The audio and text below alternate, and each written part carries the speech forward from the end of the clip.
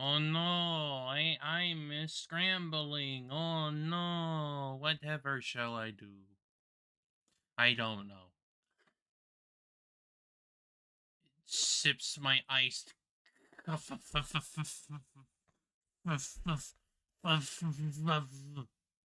ah, iced coffee thing. Ugh.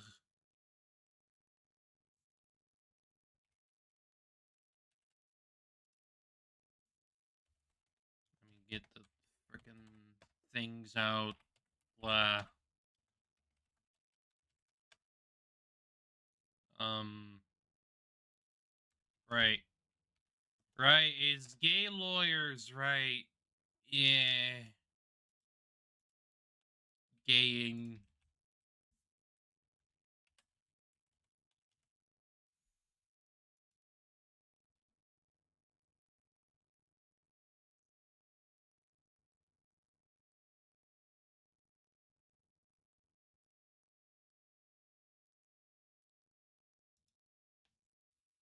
Gay shit.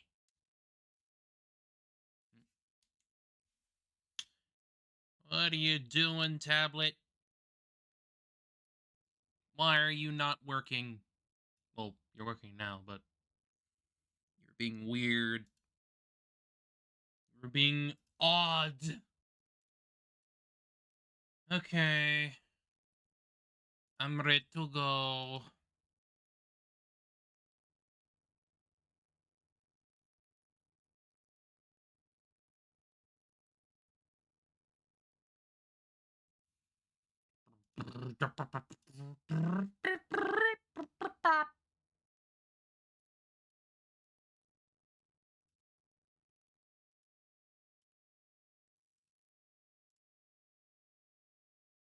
Okay.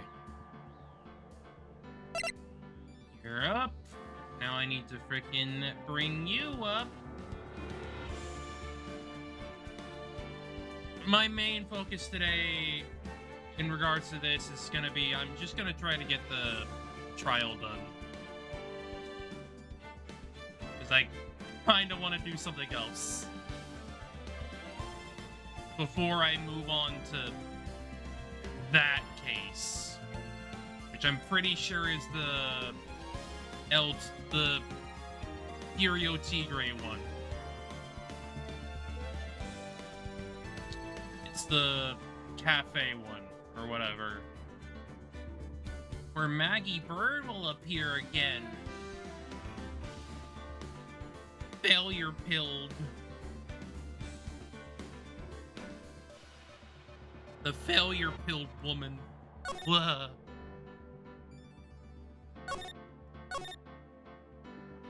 Okay, so we like literally just freaking started.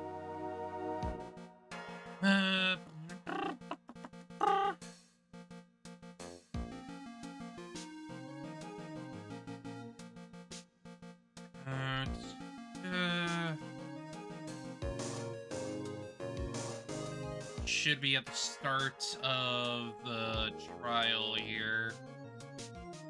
Yeah. Yeah. What is it this time? You won't believe how many people are here for the trial. Oh, great. Well, it is a murder case. I mean, to be fair, with Ron's first case, it was literally just freaking thievery. But he clearly didn't do that. But now it's a freaking murder case, so it's like, oh, everybody's gonna come in and be like, oh, he did it, What are you talking about? They're here for the trial next door. Next door? How do you know this, Nick? They're having Detective Atney's trial today. I mean... I guess people will want to, like, actually see the mask to mask. But, like, at the same time, it's literally, like... If Ron is, you know, being truthful here and he is actually mask to mask, then, you know, Luke is just a freaking copycat because... Oh no! He wanted a freaking rival because he's stupid.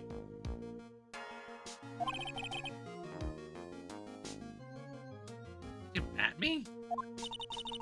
I see they're gonna try him as mask to mask. Already? That was fast. Phoenix, I think you should know by this point that, like, they go through trials really fucking fast in this world. There is literally no time to, like, prepare or anything. It needs to be now. And it will be done in 3 days or less. Like, it's fucking ridiculous. Not to say that, we should be going as long as we do in real life, but, like, the way this is, kind of fucked up. Boy, I'd love to see mask to mask trial. No. By the way, where's Pearls? Oh, she went back home. She said she can't neglect her training anymore. I know you don't like me. Rose really gotten in her training lately, huh? Yeah, ever since that incident last year. Please, don't ignore me! Oh, Mr. Delight, good morning. No one likes me. No one would notice me even if I killed someone. Come on, don't be silly. Wait a sec. You don't mean you're the murderer? No, I'm just a poor thief. No, wait, that's not right. Thief can't really be poor.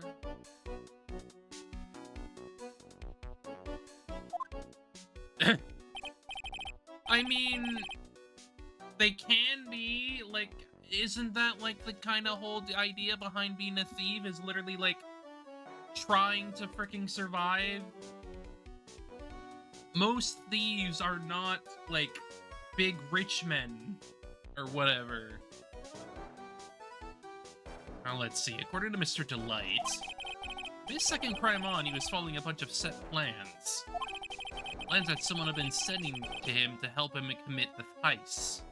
Yeah, because a man wanted some of the dough.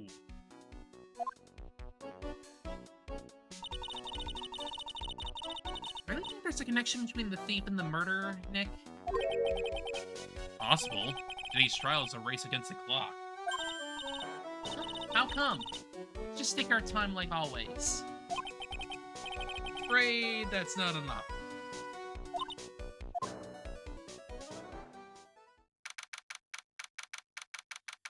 I mean, it's not exactly going to be an option with frickin' Godot here.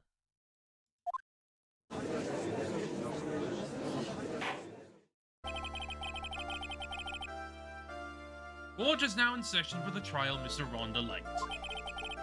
Defense is ready, Your Honor. You're ready?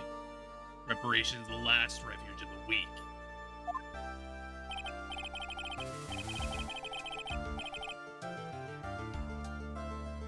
Godot, what are you doing? Okay, settle down, everyone. Let's begin with your opening statement, Mr. Godot. He's got the judge in the palm of his hand yet again. Ron Delight is simply too young to be sent to war. That's all. I'm afraid I have no idea what that means, Mr. Godot. Ah, then you need to get out more, Your Honor. Life is war, but that is exactly why you must be more precise in your wording. That's all my statement means. You understand now, right? Yes, well then, let me briefly summarize the details of this case. Wow, the judge is taking charge like he knows what's going on for a change. The victim is Kane Bullard, CEO of KB Security. His body was found in a safe at approximately 9 a.m. on the morning of the 13th. However, the time of death was estimated at 1 a.m. of the previous day. And that's when our little lost kitten dropped the ball. That little lost kitten is, of course, the defendant. Little lost kitten? He's a little freaking kitty.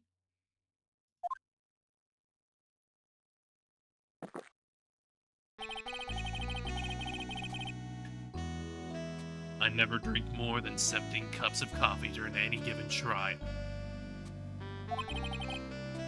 But the first one is always the best. I mean, that's kind of like any drink, realistically. Like, it's just how it is.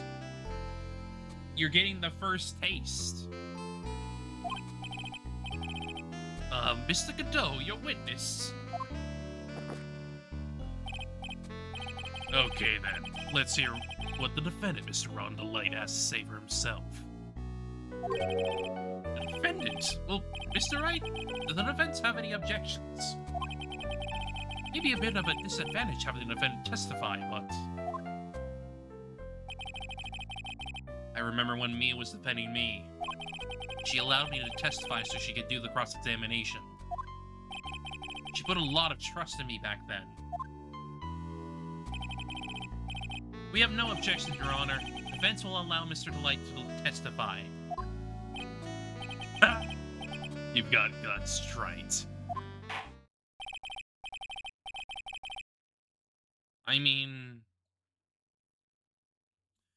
Man, I already know that you had a thing for Mia, so it's literally like, my guy, you should know by now that, like, who Mia is has basically transferred over to Phoenix. Like, come on, man.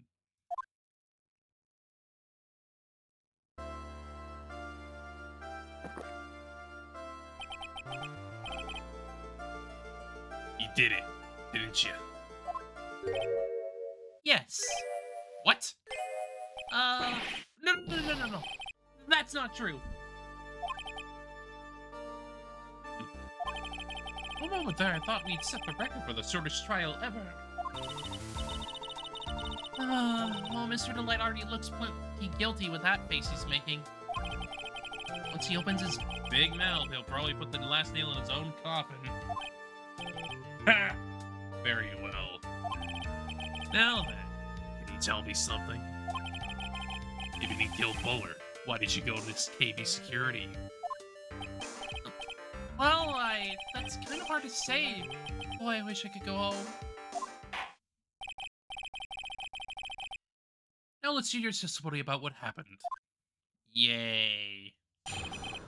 Let the lost little kittens speak. That evening, around 1 a.m., I went to see Mr. Bullard in his office at KB Security. Blackmail letter I got. It ordered me to go there. I've been working for KB Security until a year ago, so I knew where his office was. Yeah? 1 a.m., the exact time the murder took place. The weak get washed away with the tides of fate. The strong drink it up.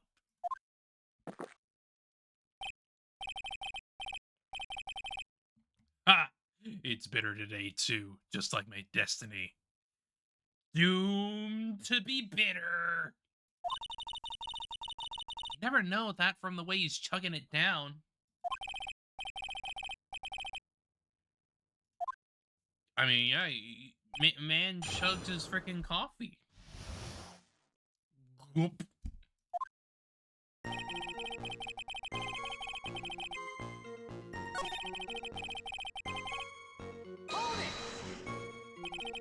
It ordered you to go there. First time I had gotten a blackmail letter that ordered me to go somewhere. Maybe you've gotten other blackmail letters since then.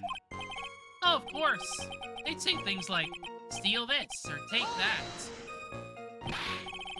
Why don't you save those for later, Mr. Delight? Please don't say any more. Now, what should I do? What did the blackmail letter in question say? It said to bring $50,000. Money, eh? Perfect motive for committing murder. Oh, but wait! Never intended to pay that money anyway. Oh, is that right? After all, he had nothing to hold over my head. I had nothing to be afraid of. An important point indeed. Witness, let's have that added to your testimony. Yes, sir. Ha!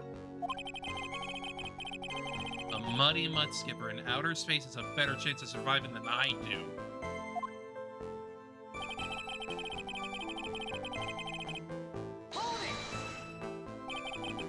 What were you being blackmailed about anyway? Blackmailer has said if you don't want your identity revealed, correct? Sure was referring to the whole mask-to-mask thing. But I wasn't worried. Mr. Bullard didn't have anything on me. He didn't. Anyway, I don't care what anyone says about me.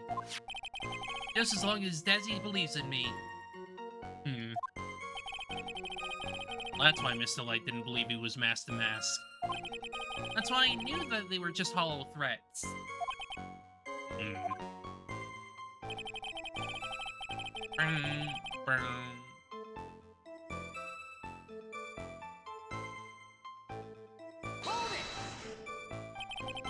You used to be a security chief for KB Security, right? Yes, that's right. Security chief, you? And yet, a year ago you were fired without notice. Revenge for an old grudge? A perfect motive for murder, what do you say? Good, maybe I should change the subject. Why were you fired? Mr. Delight, please tell us why you were fired from your job. Well... The world is filled with those who have said, I wish I had never asked that. Okay, I take it. Defendant, please answer the question. Well, I need money. You needed money? Well, you see, Desi loves to spend it. It's kind of her hobby. Not exactly the best hobby in the world, huh, Nick? Salary wasn't nearly enough, so I stole data from the company. Come again? KB Security has a lot of security info on all sorts of companies. Since I was a security team chief, you stole some data and sold it. Mr. Bullard found out and I was fired immediately. What? I wish I had never asked that. Somehow able to keep it secret and made it seem like I had quit on my own. What's it, Nick? You don't look so good. Someone who brings harm to their company is fired as punishment. You do well to remember that. I mean... Sure. But frickin' Bullard's company's shady as hell. Like, I don't know, man. I wouldn't call that punishment, and more just... You know too much. Get out of here. He sure told you. So you admit that you stole data from your company, is that correct? Yes, I'm sorry. It's a very important fact. Please add it to your testimony. Oh man, this whole thing just took a whole big turn for the worse. Crashed and blew up. It's gonna take the jaws of life to rip this case from the clutches of disaster.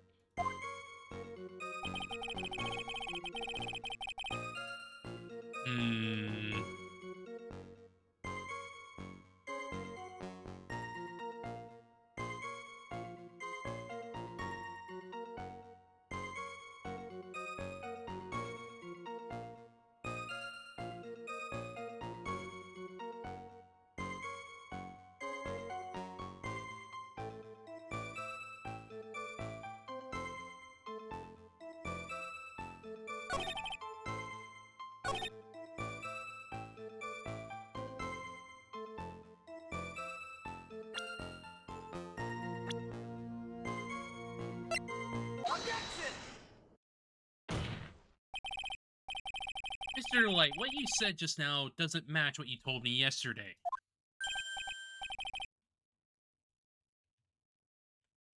Huh? What doesn't? I think you must have been scared. Very scared. Of having a certain person find out your secret. A certain person. Yeah, his wife. Miss Desiree Delight, the defendant's wife. But I... Listen to me, my Desi, she's... Looks like if I just sit back and relax, the fun will end before it truly begins. Ah, Godot! Yes, we know. It was all your wife's fault. What do you mean? Mr. Delight stole company data to pay for his wife's spending habit, for which he was fired. I mean, he'll face his own wife. Someone used his dirty little secret to blackmail him. And that is how this murder came about. Oh, Now everything is falling neatly into place for him. Don't talk about my Desi like that! Or you'll be sorry!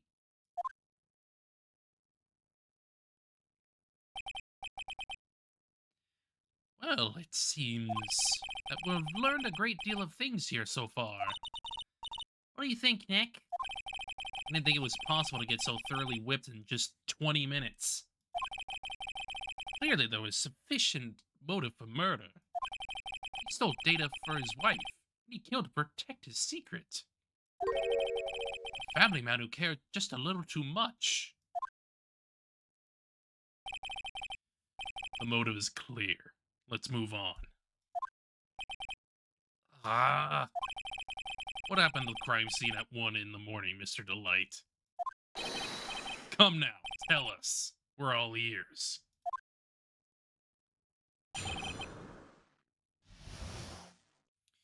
Yay!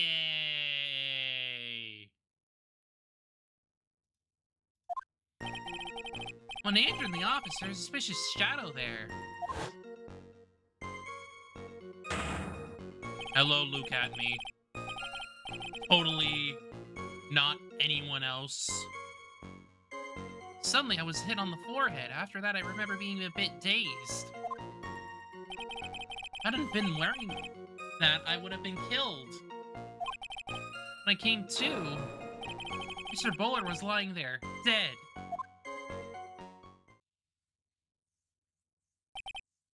See, suddenly hit on the forehead, huh?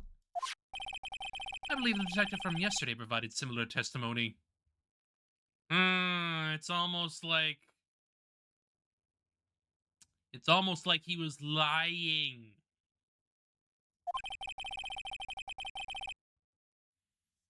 Like, he still ended up, like, stealing the frickin' urn, but, like, he was also at KB security. So, you know, he was both. He killed and he stole. Come on. Or since Atme turned out to be the culprit himself, that was all a lie. Ha! No one's going to believe a pathetic lie like that. What are you saying? I really was attacked. We'll find out if what you say is true or not during the cross-examination.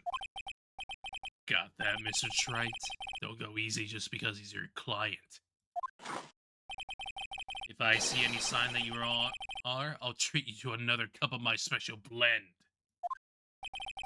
No need to worry about that, Mr. Godot. Have faith in Ron. I know he didn't do it. This pathetic man, a killer? No way. A thief, yes. But a killer, no.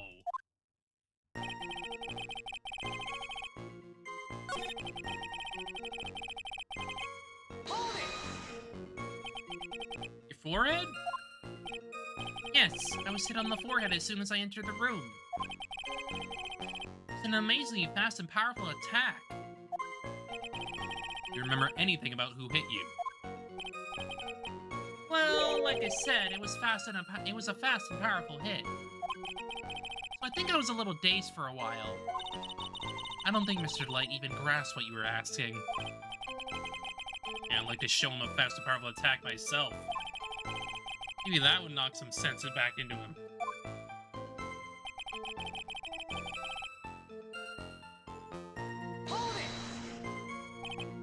That? Could you please clarify what you were referring to? Why, my mask costume, of course. Wait, Wait just a moment. That's the mask. Oh, did I forget to mention it before? Just to be on the safe side, I dressed as Master Mask. Then I descended upon the office of the CEO of KB Security. What?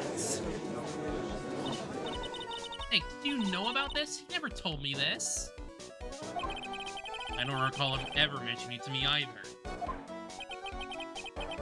And I didn't know that. Seems our little friend really loves to keep secrets. I mean, can you really blame him if he has to, like, keep secrets around his wife? Sorry, just never had a chance to mention it up until now. Wait. That's not right. You know how sometimes things just slip your mind. Ah! My sixth cup of coffee is staring up at me coldly. At any rate, we can't ignore this new piece of information. Witness, please correct your testimony.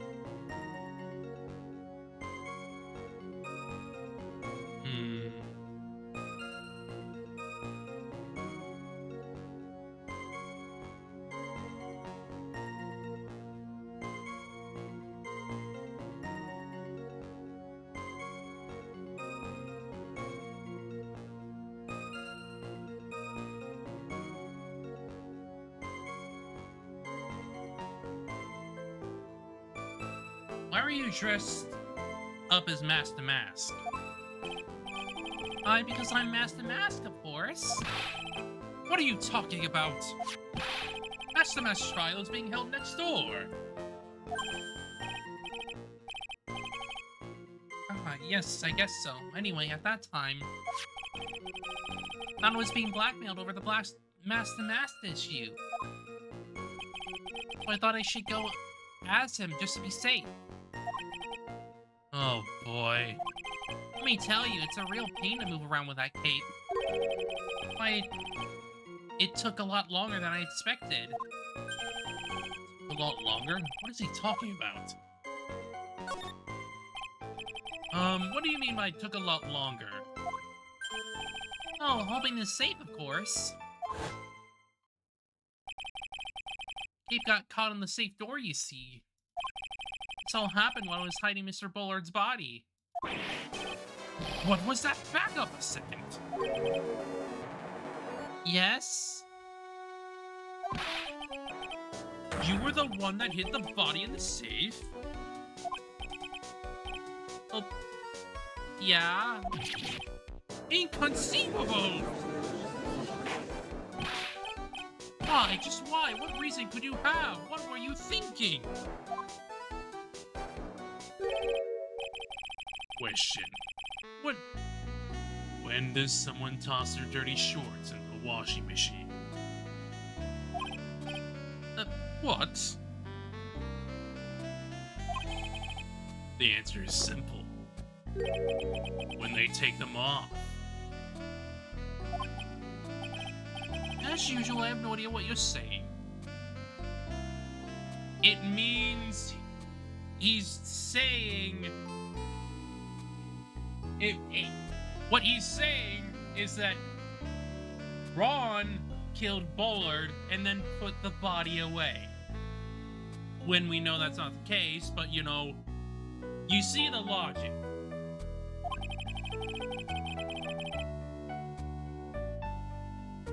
You mean that Mr. Delight hit the body because he's the murderer? Ah, so you're not as stupid as you look. It's been metaphor this time is really obscure. Perhaps, but like, it's not that hard to like realize what he's saying there. Mr. Wright, you don't mean that you know about this whole safe business, do you? Well, yes. Why am I the only one not in the loop here? Witness, make sure you add this to your testimony. Uh-oh, looks like a storm front is moving in over the fair weather judge.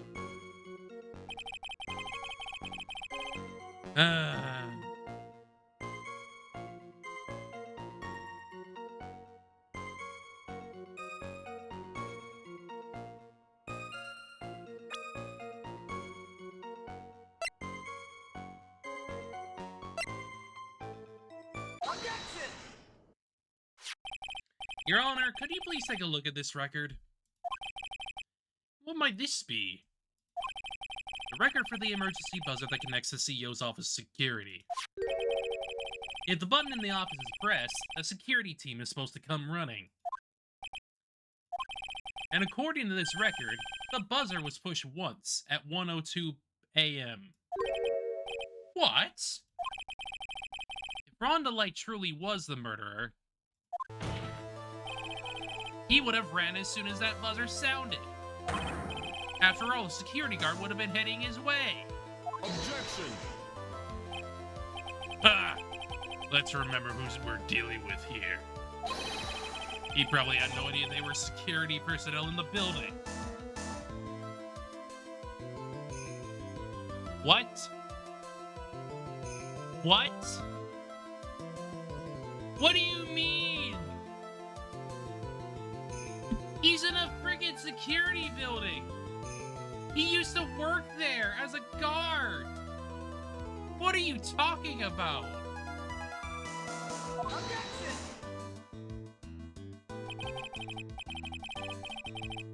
Up until 1 year ago, my client was working as chief of security. There's no way he wouldn't have known about them. Objection! But, as it turns out, the guard never came. Because it was Larry!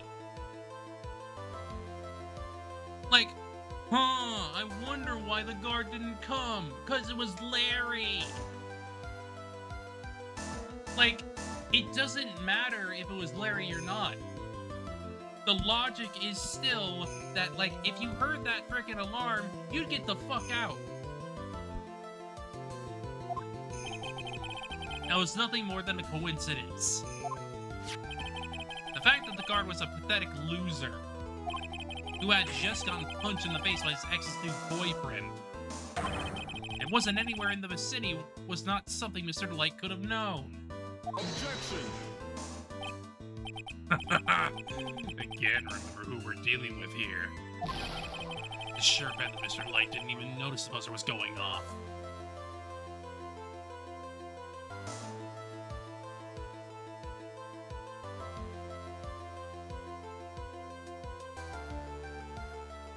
But it sounds...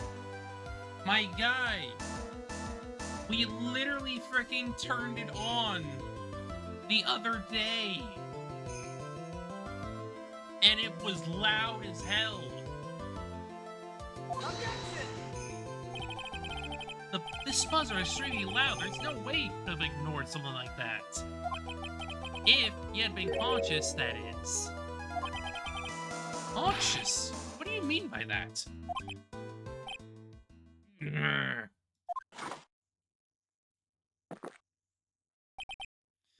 Fine. Let's hear your theory.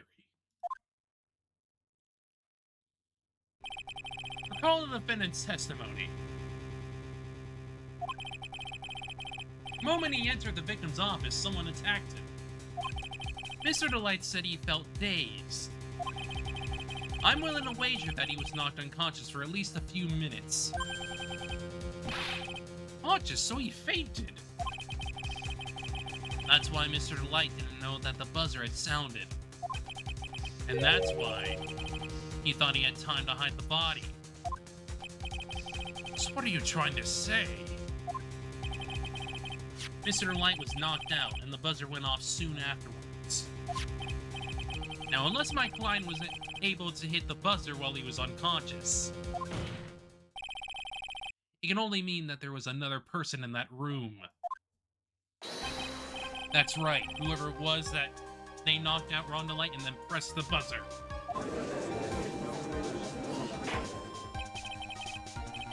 Mr. Wright, this is... Objection! This is preposterous. It was this kid. Rhonda Light is the one who killed Kane Bullard. Objection! Then who pressed the buzzer? It was... the victim, of course. He pressed the buzzer when the defendant attacked him. He didn't die right away. He must have held on long enough to push that button. Yeah. So Kane Bullard's on the buzzer himself. What is your opinion on this, Mr. Wright? I needed to prove that the real criminal was there at the scene, but how?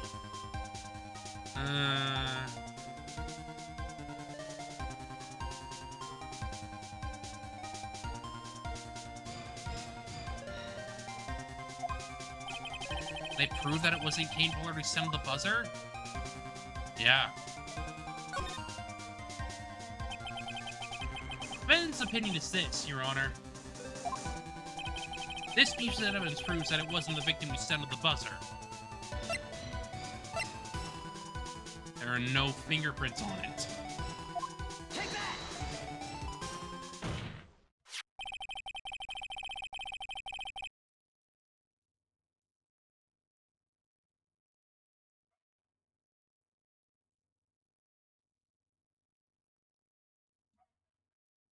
Too much freaking barking.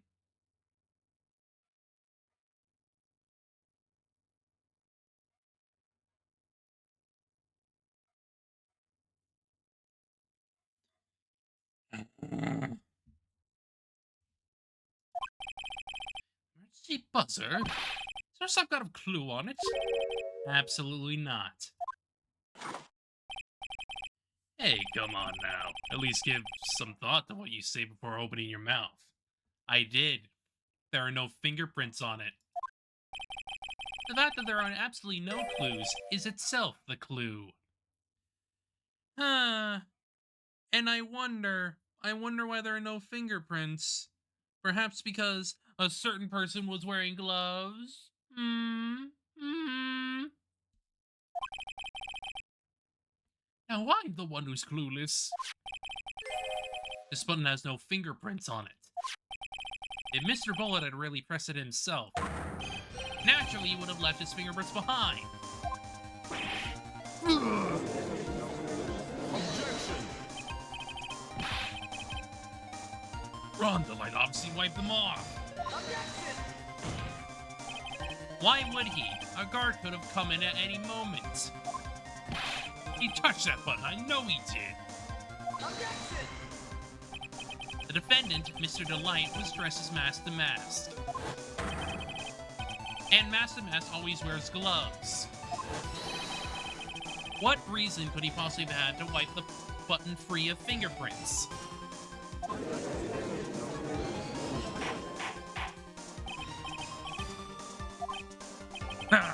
It would seem. I've been forced to eat crow. I wonder what blend number crow flavor coffee is. However, if the real killer was there at the scene, why would that person press the emergency buzzer? What else? To indict our Rhonda Light. They have run away without putting themselves in extra danger.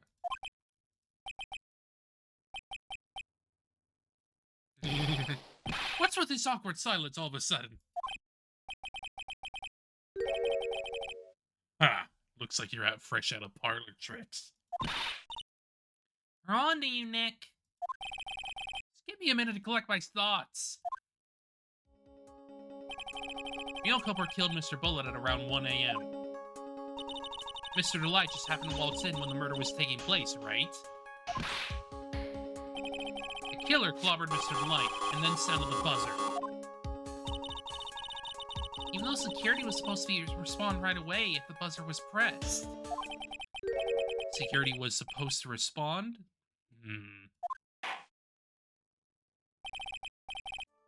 Time's up, Mr. Wright. Let's hear what you have to say. Very well, then. Oh, you got some guts. I like that in an opponent. Why would the real killer sound the emergency buzzer? To call the security guard. What else? The killer knew that if they pressed that button, the guard would come running. And that was exactly what they wanted. You mean to say the killer called us guard on purpose? Yes, although as it turned out, he never showed up. Because he was getting his clock cleaned at the time. Ah, what a touching story.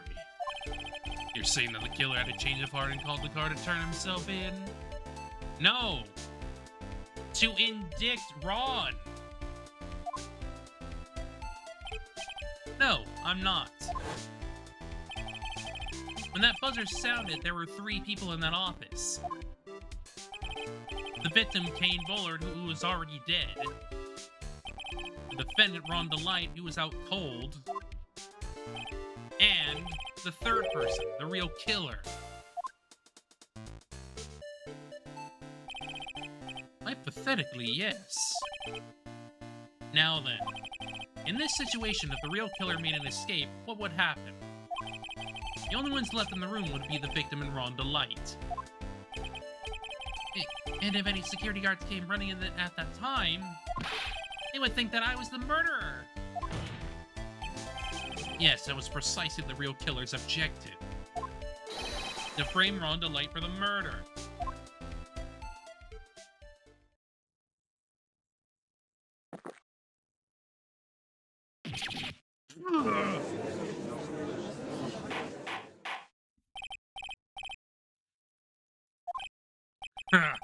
It would seem.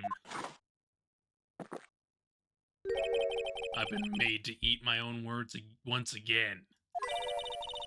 Actually, you've been made to do a spit take with a cup of coffee. Mr. Wright, who was it? Who was that idiot that tried to frame me? Or wait.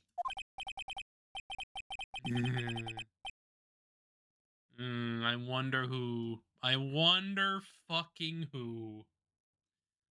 I'm the only one and only Master Mess, so. Nick, you mean the real killer is. We're gonna drag that person in here right now. But who is it? I don't have any solid proof yet, but think about it. The killer knew Mr. Delight's identity, and they also knew that he had been called as KB security that night. The killer used him to execute a well-crafted plan to murder Kane Bullard.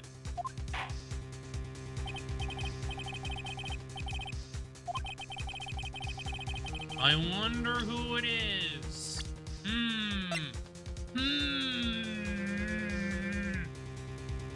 Take that!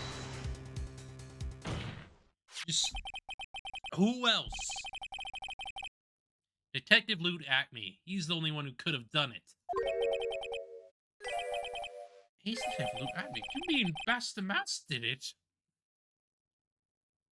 Well, the other Master Mass, but still. Your Honor, the person who's being tried in the court next to us is not Master Mass at all. He is in actuality the true murderer of Kane Bullard.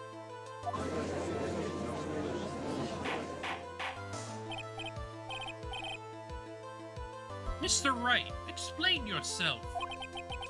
Theft and murder, which is the more serious crime? Not even close. Murder is the more serious crime, of course. Capital crime subject to capital punishment. Please remember the trial from yesterday, if you would. When Luke Atme confessed, there was a huge commotion in the courtroom. Of course, the famous detective was unmasked as well as Master Mask. Instead of being convicted of murder, he was found guilty of grand larceny. That was his true objective all along. To get off scot-free with just a robbery. He found guilty. Master Mask held that perfect alibi for when the murder took place. He was stealing the urn at Lordly Taylor. In other words, being found guilty as Master Mask was Luke Atme's airtight, watertight, and unassailable alibi. Guilty verdict? As an alibi? Yes. You know, it's almost time. What? Luke Atme's verdict. It's a pretty simple trial after all. We're gonna stop this trial and still install that one. We need to do it now. Of course. That's assuming you have proof that the detective was the one who committed the murder. Luke Atme's trial has indeed attracted the attention of the entire country. If we were to intrude and fail to provide adequate proof of his crime, Mr. Delight would be left with no grounds for appeal. Are you sure about this? Ha! That's only good when your life's the ante.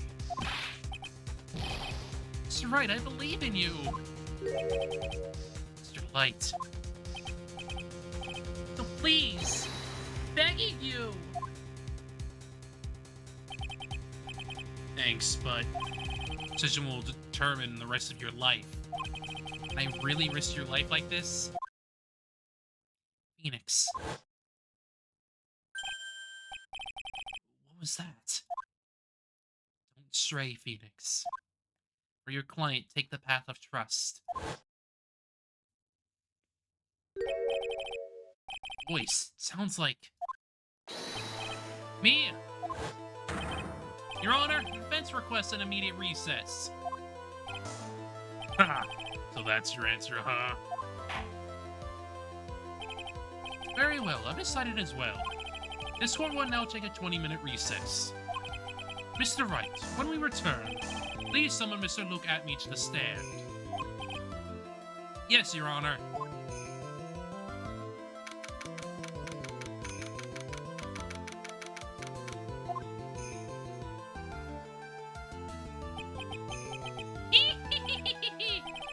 Well, Sir Detective Atme.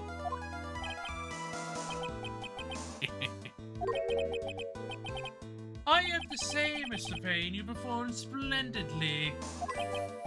Oh no, Sir Detective Atme. You were the one who... Oh, there he is. There's the brother. That's enough. This court sees no reason to further prolong this trial. This court finds the defendant, Luke Atme. Hold it! Wait! Don't hand down your verdict yet, please! Well, well, Sir Lawyer, welcome to my courtroom. Who is this Horazar, eh?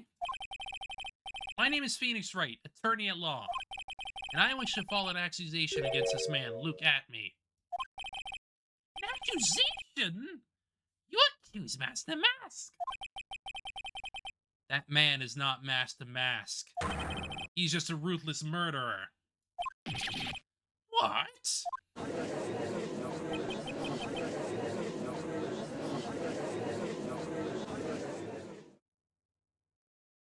Heh. Heh. Heh.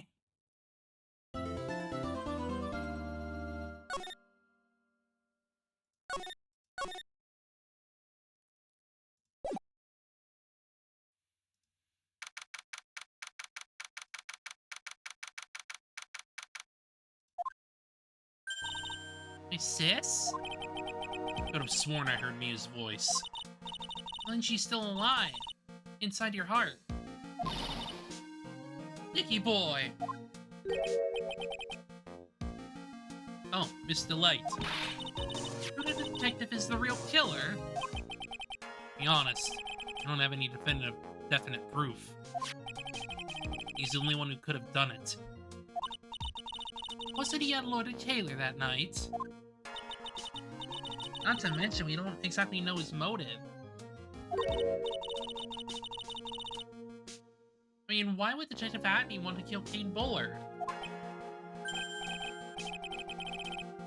Oops, it's almost time. Better get back to the courtroom. To find some solid proof. It's gotta happen sooner rather than later.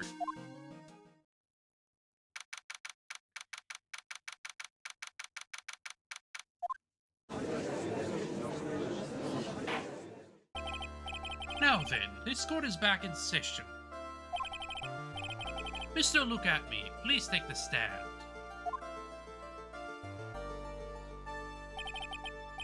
Well, well, how do you do, Sir Lawyer? I never would have thought I'd see you acting so recklessly. I couldn't let them hand down your verdict just yet. Not when it would have given you your perfect alibi. An alibi the name of Master Mask. I'm sorry, I'm afraid even the great Look at Me has no idea what you mean. Sure you don't. Of course, I have been in the next courtroom ever since 10 o'clock this morning. I'm afraid there's no way I could have known what's been going on in here. Even in a defendant's seat all day long, correct? Being tried as Master Mask. Indeed, it's truly child's play to fool the ignorant masses. Not only did the poor fools ask me to protect their valuables, they even gave me a generous reward upon returning their own property to them. Take this red diamond ring that sparkles upon my divine finger, for example. So you continue to insist that you are, in fact, Master Mask. Of course! Very well then, Look at Me. Let's begin with this simple question. On October 12th at 1 a.m., Kane Bullard was murdered. Where were you at that time? One without knowledge lacks even the knowledge that he should be ashamed of himself. But don't worry, I will not hold it against you, Searcher. Thanks. Excuse me.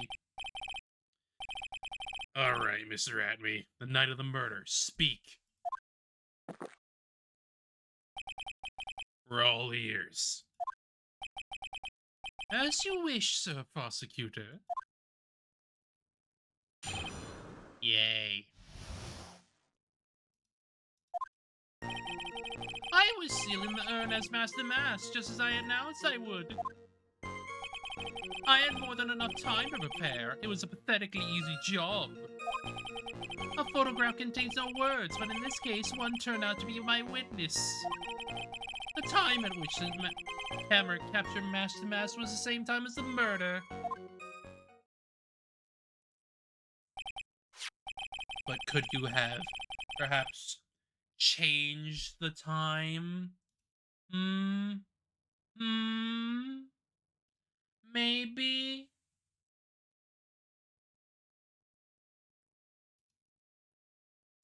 I don't know, man.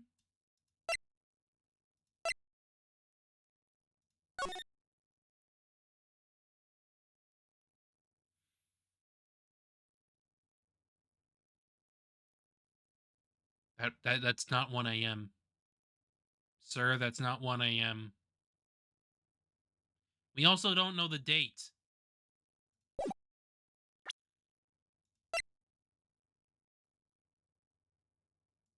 Like, that's off, man. That's off. Everything else up until this point was all part of his plan. Has to be a secret to this picture as well. Even the great Master Mask cannot be in two places at once.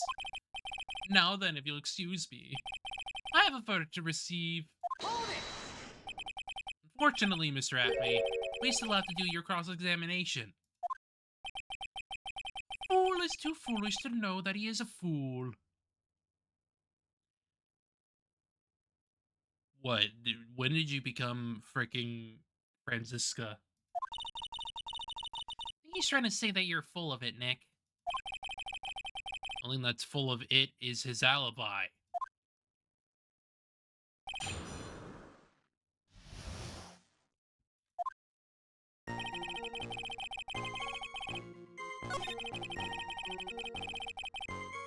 Hold it! I believe Adrian Andrews hired you at one point. That's right. That was over 20 days ago, if I'm not mistaken. You sent the calling card to Lorelei Taylor 10 days before the heist. That would mean you sent out the card after you began your security watch, right? Indeed, there's no reason why I couldn't do both the jobs at once. It was the perfect opportunity to steal my latest target. I see, you truly are evil, aren't you? Yes, evil is what I am. Hey Nick, isn't there something odd about this? Huh? Batman was always proud of his ace detective skills, right? But if the urn was stolen from Lily Taylor while he was the only one watching it, he'd have no way to maintain his perfect ace detective persona. You know, that's true. It is kind of odd.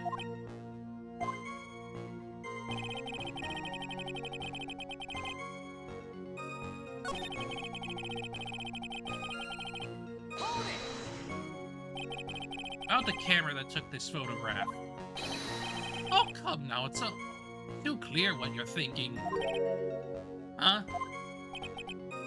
You think I altered the timestamp of the photograph, don't you?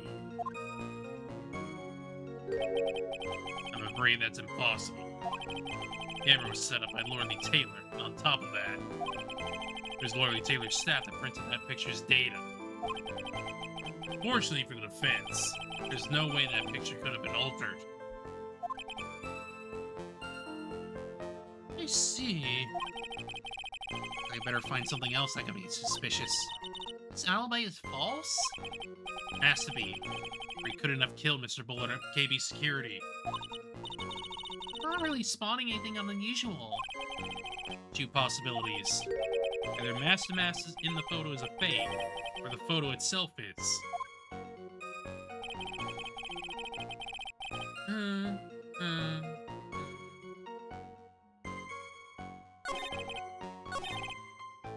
Hold it!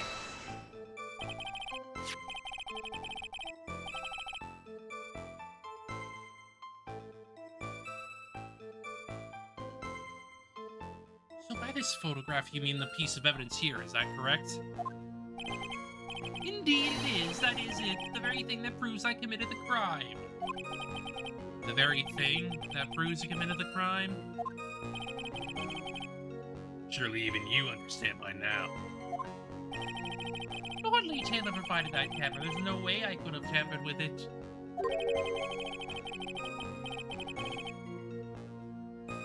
That means I could not have killed Kane Bullard unless I had an accomplice.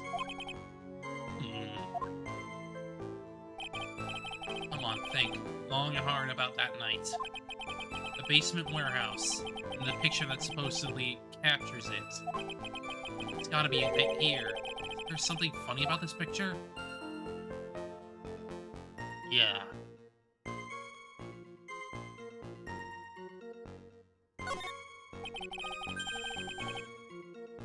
Are you implying that this picture is a fake?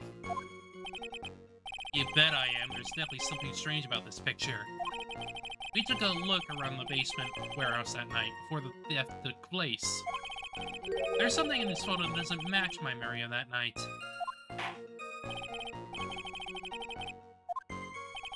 It's the splotches. Take that! Funny part is right here. Like this is a blood stain. But now this is getting interesting. Not exactly. This stain is actually pink paint. Haha, Danganronpa. Ha. Oh, just painted peach colored at that.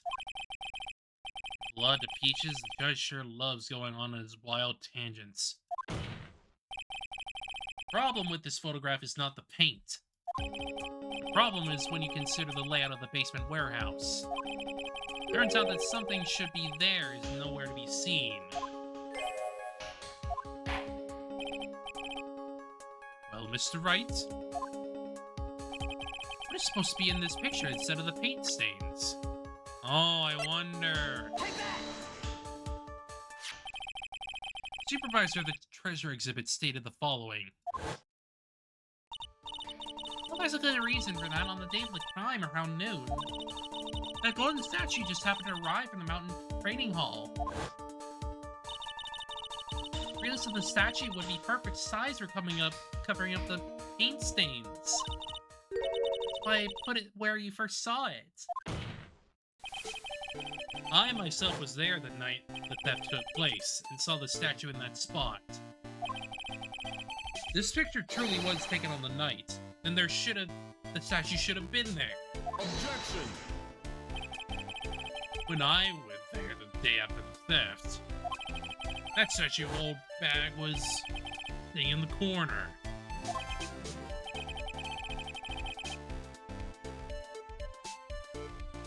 Perhaps it was somehow pushed there accidentally. Your Honor, this statue is slightly larger than yourself, and quite heavy. It'd take more than an accidental push to move it that distance. Huh. In that case, can you prove it? Can you give us the rhyme and reason as to why that statue moved that night? Can you do it, Nick? Never mind who moved it.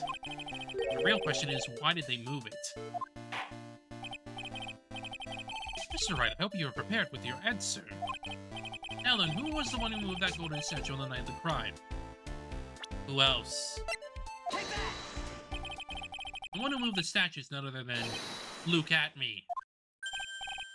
Come now, sir lawyer. There you go again on your struggle of strange delusions. My guy. What do you mean?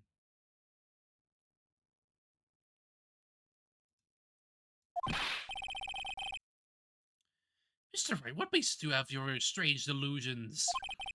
It's very simple. The witness was the only one in the basement warehouse that night. Indeed, very simple. However, why would I want to move a heavy golden statue? Reason for moving the golden statue. Here's where our battle really begins. Mr. Wright, what reason did the witness have to move that statue? Reason can be found here in this photograph. Look at me, you pretended to be mask to mask. To create an alibi by showing you were at Lordly Taylor that night. This photograph contains a single fatal flaw.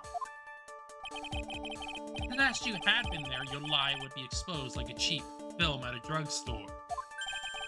That is why you had to move the statue. No fatal flaw?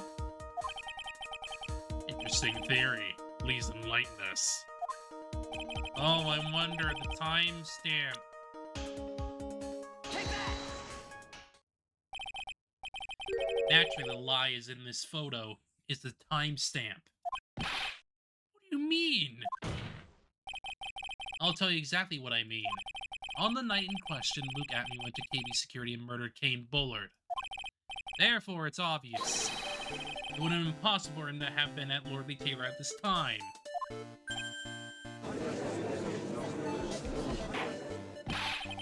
What does that have to do with the statue being moved? Remember, if you will, Your Honor. When was the statue placed besides the warehouse door? Well, the statue was taken down to the warehouse on the day of the crime. It was placed there in order to cover up the paint. Exactly. Luke Atney had already decided on the time when he was going to kill the victim. So, in order to create an alibi for that time, he took this picture days before the murder took place. What the? Of course, the statue hadn't been brought down to the basement warehouse yet. Ah. So on the day of the crime, Mr. Atney must have been quite nervous. As nervous as a long-tailed cat in a rocking chair factory, so to speak. Why? Because something that wasn't supposed to be there had been brought down and placed where it wasn't supposed to be. And that is why Luke Atney had to move the statue on the night of the murder. He did it to make the room match with the way he had been in his photo. Ah! Mr. Atney, is this true? One moment, Your Honor. Have you forgotten this? What's that? Data for the basement warehouse computer. What into this? The camera did indeed go up on the night of the crime. Objection! It's true that the camera has been set up by the Lord Taylor's staff. However, the program used to manage that data was yours. That alone would have allowed you to tamper with the data.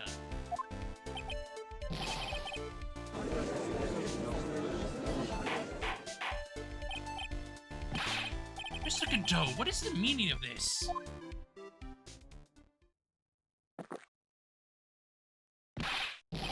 Godot, I warned you about making me wait. Now put that coffee down. My 11th cup. I promise to drink no more than 17 during the trial. Which means I'm still good till the last drop. However, the defense has made a very good point. A good point? So what? We are all but travelers on a road of infinite points.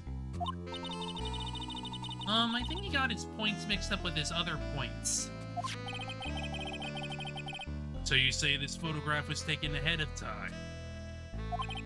And that the statue was moved in order to make it match? That's a very interesting idea.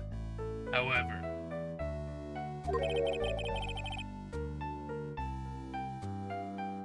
there's one point that can't be denied, which is that it is only a possibility. Men that are trapped by the chains of maybe can never reach their dreams. It's very true. No, wait, don't fall for that, Your Honor. Hey, Mr. Damask. Yes? There's no funny business in your actions as Mask to Mask. There should be no problem with you telling us your strategy. So let's hear it.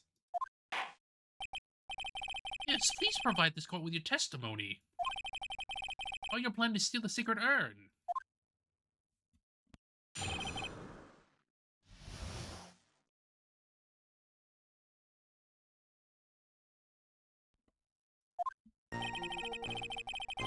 I first received a request from Lord Taylor about 20 days ago.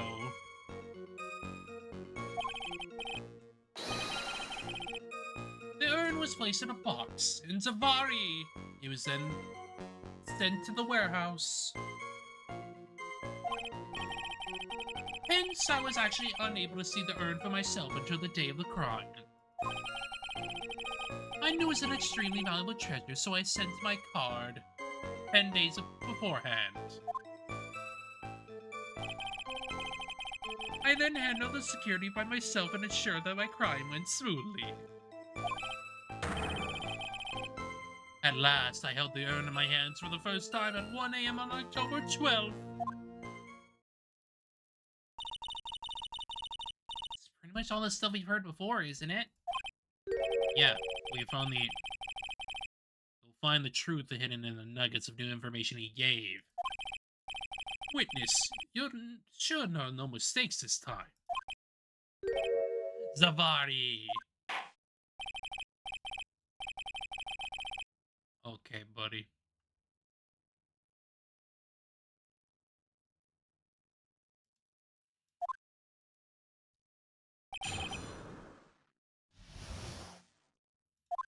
This is the easy one.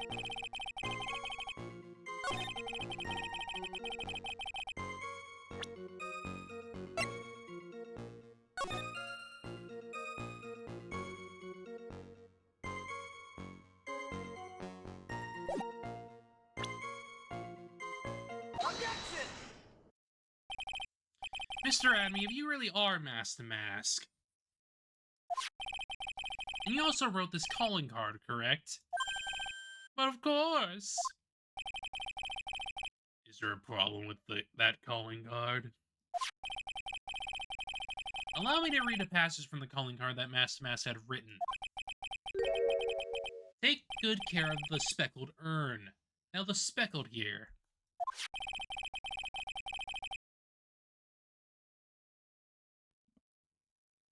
Surely refers to this pink pattern on the sacred urn. Yes, that is true, but so what? Truth be told, there is no way that Master Mask could have known about this pattern. What do you mean? This pink spotted pattern on the urn is actually nothing more than paint stains. Paint stains? And these stains did not appear until after the urn had been taken to Lordly Taylor.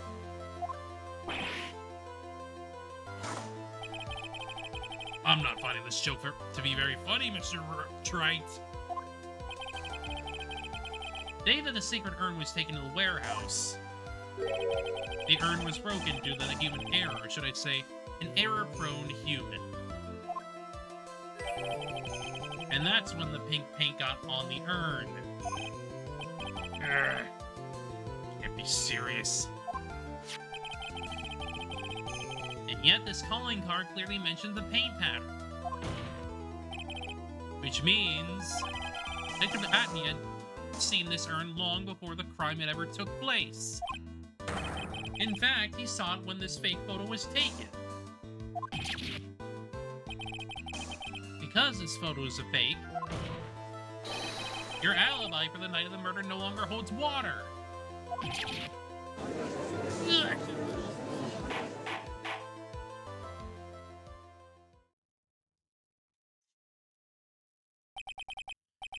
No longer holds water. Yeah.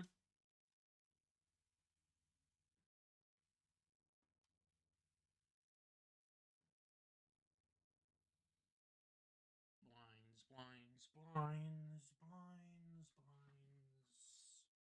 I wish I had freaking curtains.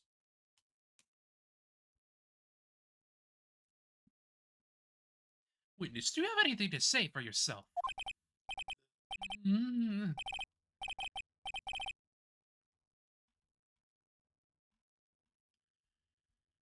Ah.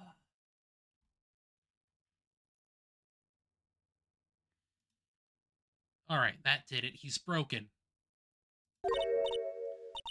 Nick, I think it's still a little early for a victory pose. Huh?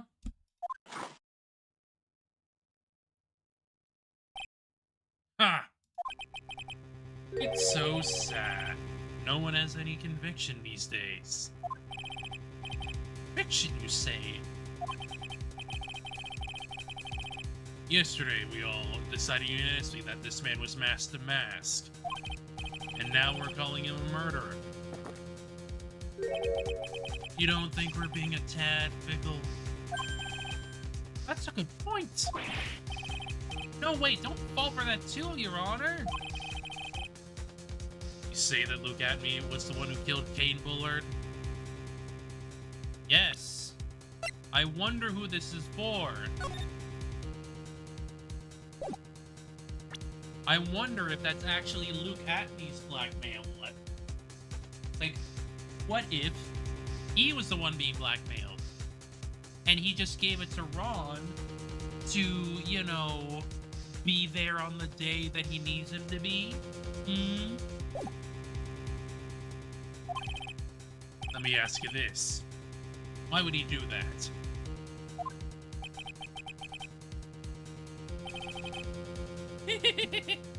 An excellent point.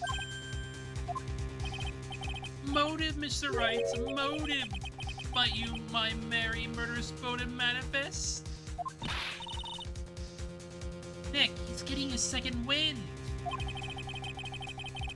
If he prepared an alibi and pinned his crime on the Ron Delight as you say, he must have had a very strong motive for murder. The one with any murder we've seen is Ron Delight. Isn't that right, detective? Indeed. According to my own research, the boy's motive is clear. But a motive is nearly impossible to prove guilt in a murder case. Now then, maybe you can enlighten us as to what the defendant's motives were. I'd be honored to, sir, old-timer. Everything they can to make Ron look suspicious. Despite our lack of hard information, this may be our only chance.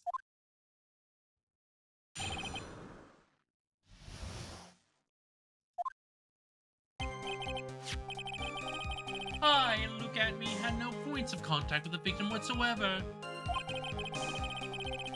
Gain Buller decided to investigate Master Mass and simply mistook who he was. It was Mr. Bullard who wrote the blackmail letter and sent it to Ron Delight.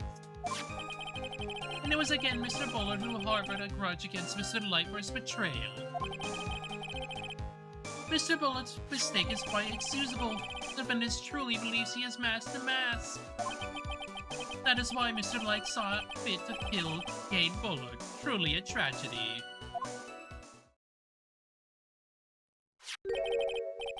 The victim, Kane Bullard, and blackmailed the defendant. This is the blackmail letter found in the defendant's apartment. Handwriting test confirms that Mr. Bullard was indeed the one who wrote the letter. What?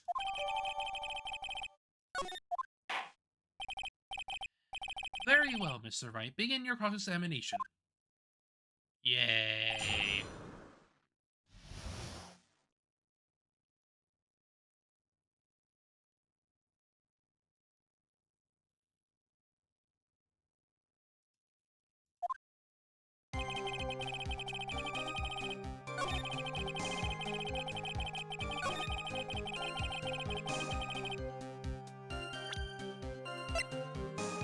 Objection!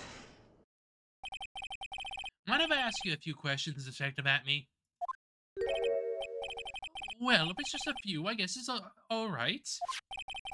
When you said this letter was addressed to Ron Delight, I couldn't help but notice one major contradiction. Contradiction?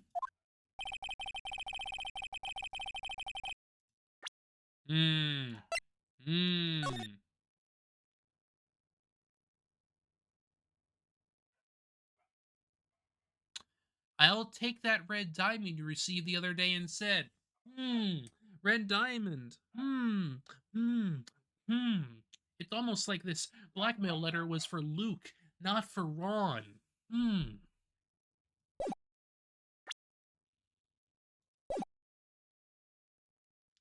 I don't know where a walking contradiction like you gets off saying things like that. You're one to talk. At times like these, men are made to express themselves with their fists. Why don't you show us what you've got there, Junior?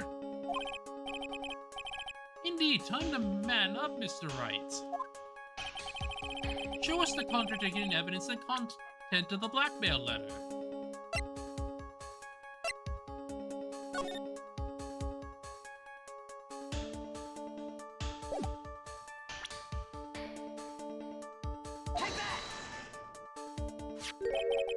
Take a good look at this newspaper, Kipling. It contains a picture of the tear of Amanon, the stolen jewel. What about it? Problem is this jewel's color. Color?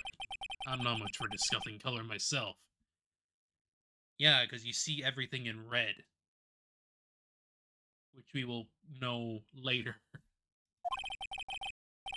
According to the clipping, the color of the stolen jewel was blue. However, in the blackmail letter, a totally different jewel is mentioned. I'll take that red diamond you received the other day. Red? Which means... Take the red diamond described as a blackmail letter. Is not the tear of Amon that Master Mask stole at all. Objection! And your point is, Mr. Trite? So you're trying to say that blackmail letter was indeed intended for someone else? That is what you're trying to say, right, Trite? That's what you're trying to say, right, Mr. Right? Well, that is what you're trying to say, right, Nick? Yes. This is who Cable was actually blackmailing. Take that! Naturally, it was you, Detective Atme. Do you have some sort of basis for that claim? My guy. My guy. You've got a frickin' red diamond ring right here. What's going on there?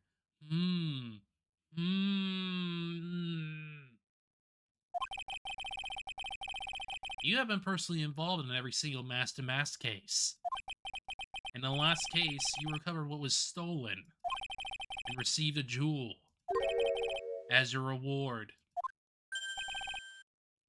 Jewel? Probably the one wraps conspicuously around your finger. That red diamond ring.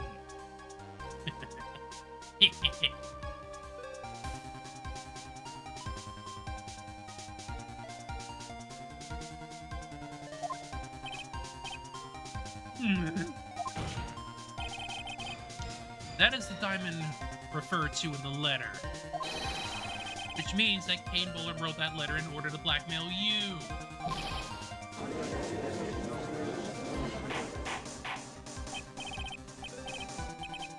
Or did I say... It seems you've gone too far with your childish pranks, Mr. Trite. Uh-oh, I don't like the way he said that. Kane Buller blackmailing Luke Atme. Are you for real? Yes, I am. Hey, come on, stand up to him.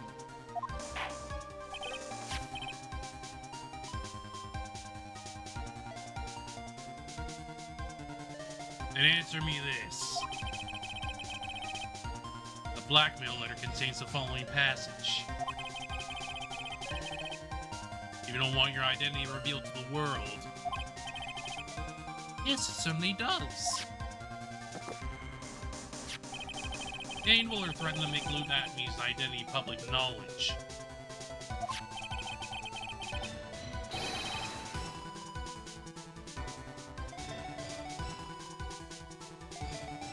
An identity he wanted to keep secret, so just what was that identity? As a blackmailer. Atme killed Kane Buller because he was afraid of his secret becoming known. What was the identity he wanted to keep secret? That's what it all comes down to, Nick. The identity that Luke Atme wanted to go so desperately keep secret was his identity as a blackmailer. Luke Atme was a blackmailer. Yeah.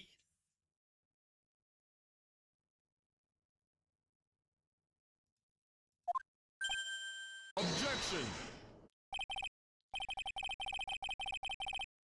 Hey now, isn't that a little different from what you've been saying? You said that Kane Bullard was the one blackmailing Luke Atme. Are you saying that Luke Atme was blackmailing someone else on top of that? I have to admit, that does sound a little odd.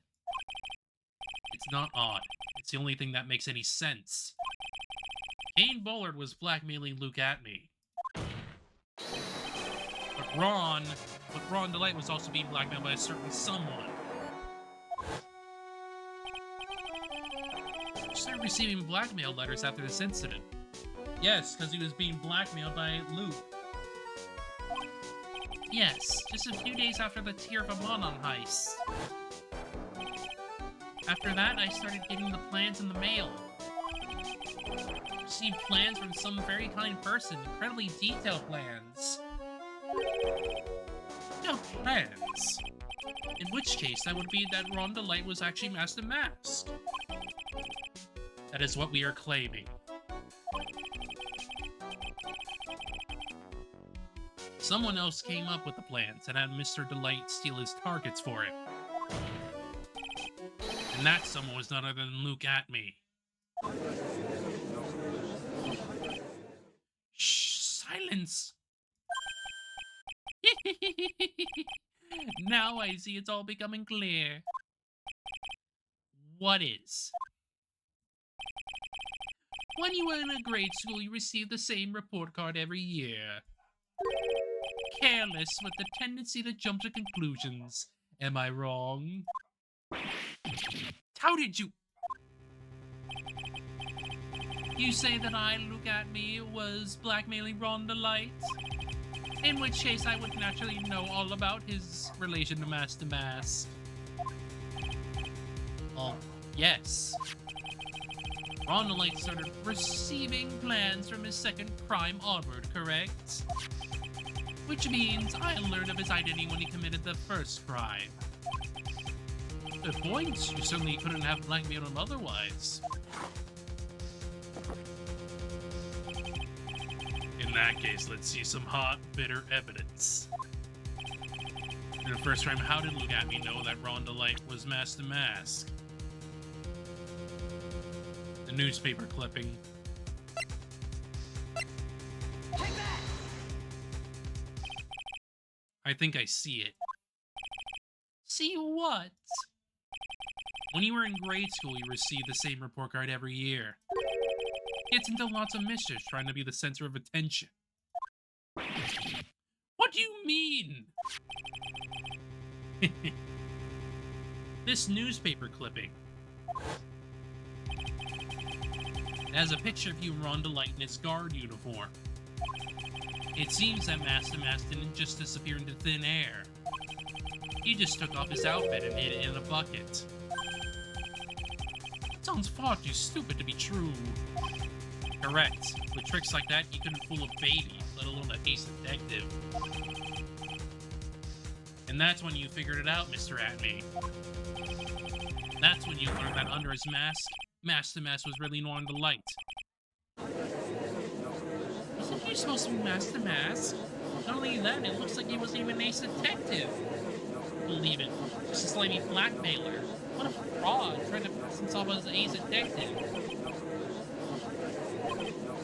Why, you, how dare you expose me like that? Why, I mean, I've never blackmailed anyone in my life. I'm a famous and proud ace detective and also Master Mask. Why couldn't you understand that? I'm afraid you are neither a proud thief nor an ace detective. You're a blackmailer and a murderer. That is your true identity. Why, you? How dare you?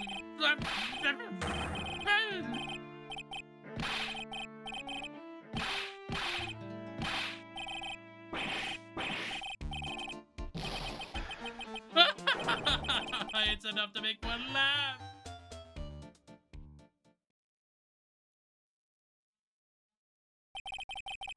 It would seem we've arrived at the real answer. That was quite a performance by Mr. Atme. Bailiff, please prepare a cell for Mr. Atme. Objection!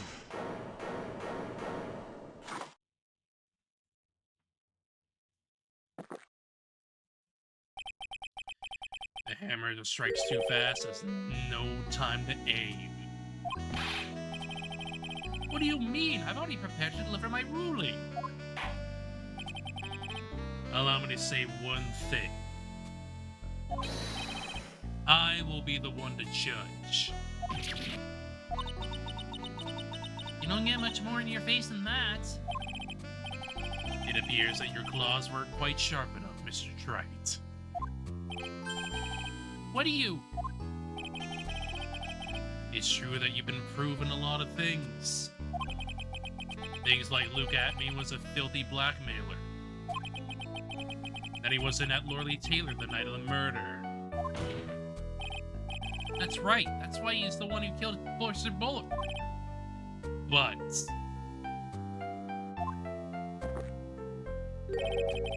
there's still one thing you have yet to prove.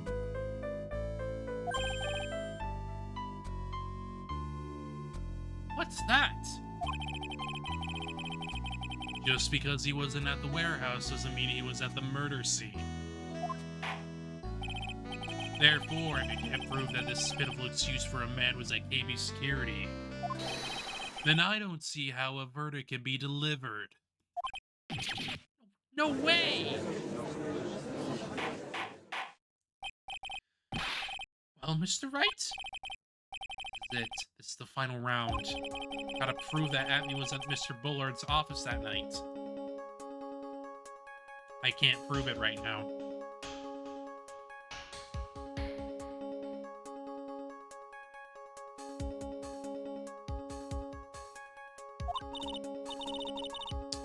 Can you really prove that? That's long enough, Mr. Wright. I want to hear your answer. That night, Luke Atney was at KB security and the defense can't prove it. Can't prove it. Just as I thought. But if we were to hear more of Detective Atney's testimony... Objection! Unfortunately, that's as far as you go, Mr. Trite. What do you mean? I won't allow for any more testimony, that's what I mean. What? Have you forgotten? Luke Atney is here after we interrupted his own trial. And you have failed to prove that he committed the murder. I think it's time for this witness to return to his own trial and face his guilty verdict as mask to mask. No. Well now, Sir Lawyer, it seems that love wins out in the end after all. What love? I am the ace detective as well as Master Mask, and my verdict will verify that. Just run the lights will verify that he is a true murderer. I declare that with the full force of my ace detectiveness.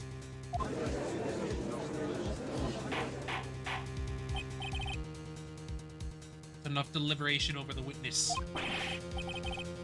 See this at this rate, Ron is. Don't give up now, Nick. Still have tomorrow. We can look for more evidence and then it'll be too late. Huh? Why?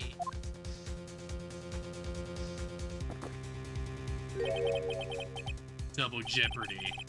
One of the basic rules of any court of law. Double jeopardy? Should a defendant be tried and found innocent in court, that defendant cannot be tried again for the same crime. This is a fundamental rule of all courts. And it applies to this witness as much as it applies to anyone else. Mr. Atney will be found guilty in a matter of minutes. Guilty as Master Mask, which means he will be innocent as far as the murder of Kate Bullard is concerned. No way! The fact that you were unable to prove Mr. Atney's guilt of the crime here means that he will never again be tried as Kate Bullard's murderer. Ah! There's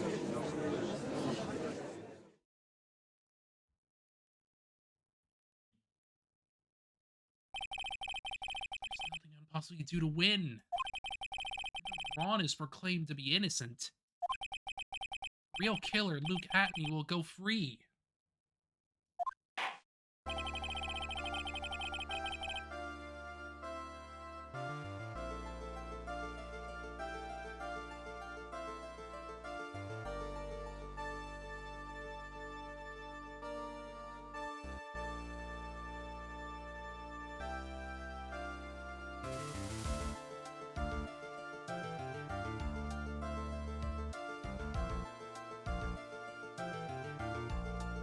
You have cross-examined every statement the witness has made here today. As long as there are no more testimony, I'm afraid I have to declare that there will be no further questioning of this witness. And there are any objections,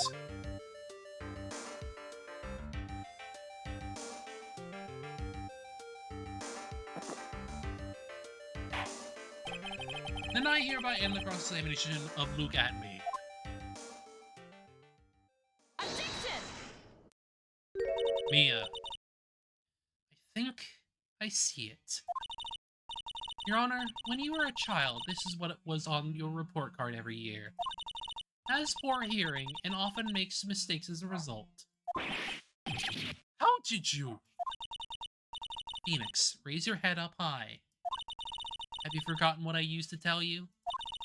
Lawyer is someone who smiles no matter how bad it gets. Voice, no way. Long time no see, Phoenix. Mia! It's the true power of the Kurai channeling technique. I know it's really Maya who's standing before me. Right now, she's my mentor, Mia Fey. Now, let's do this. There's nothing more we can do, Mia. Without any more testimony, I can't cross-examine. Not yet. The testimony's not over yet. What do you mean? Your Honor, just now you said something very interesting. You have cross-examined every statement the witness has made here today. Yes, that's true, but... Unfortunately, Your Honor, you're forgetting something. Earlier after the last cross-examination, this witness made a number of remarks. Well now, Sir Lawyer, it seems that love wins out in the end after all. I am the ace detective as well as Master Mask by Vertical verified that. Just as Ron's Delight will verify that he is the true murderer. I declare that with the full force of my ace detectiveness. Yes, but these comments appear to have no importance whatsoever. Very well, then shall we prove their importance via cross-examination? At any rate, as long as the witness has made these remarks, we in defense assert our right to question them. Is that alright with you, prosecutor?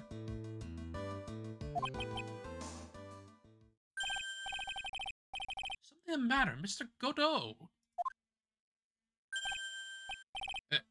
Nothing. Sir Lawyer, looks like you're one step too late. If you think such falsehoods will do anything to me, look at... Let's hear it. Huh?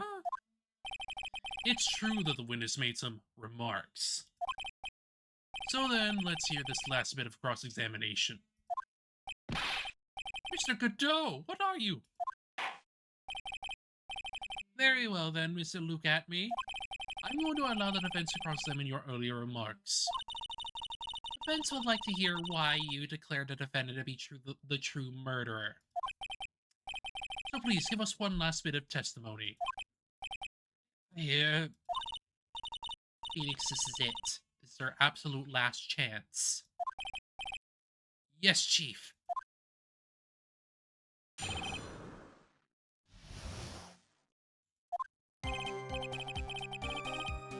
Indeed, it is true that I was not at the Lordly Tailor.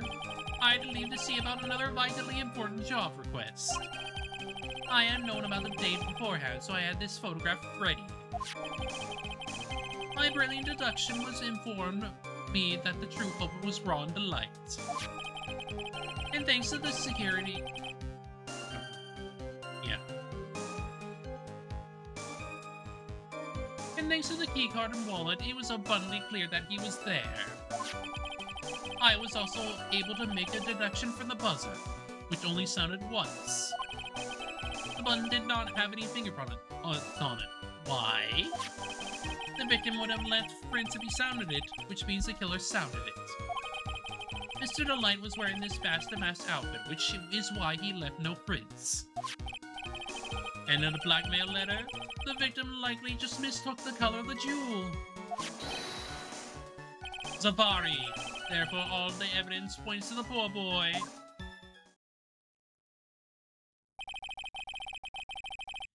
This testimony actually seems to hold up pretty well. Witness's earlier remarks do not appear to have been hastily prepared. All of his points have been explained, and none of them seem to contradict anything. But of course! How did you know about the emergency buzzer? The police investigation documents went directly through me. I always look over all the documents. It's elementary, sir lawyer. Ah. Are you gonna make even more trouble for us now, sir lawyer? I will not allow any of your usual shenanigans, Mr. Wright. Yes, Your Honor. Cannot postpone Luke Atmey's trial any longer. This is your last chance. Hang on a sec, just one chance? Ha! Seems the party's about to begin. Well, Phoenix? Isn't there any evidence that contradicts with that testimony? So it would seem. What do you mean, so it would seem? Listen, Phoenix, pointing out contradictions doesn't always mean you have to present evidence, does it? At any rate, this is our last chance. Can't point out a case-breaking contradiction. You lose. That's all there is to it.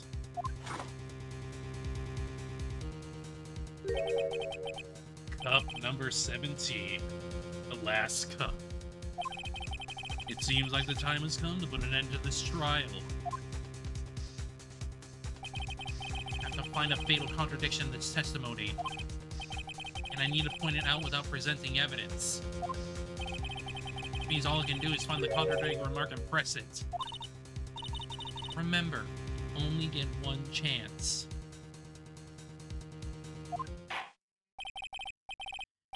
Very well then, Mr. Wright. Please begin your final cross-examination.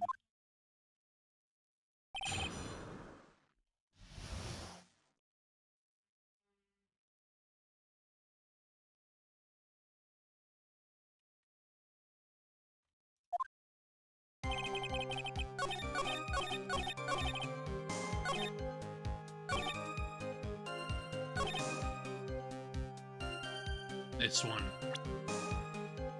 This one.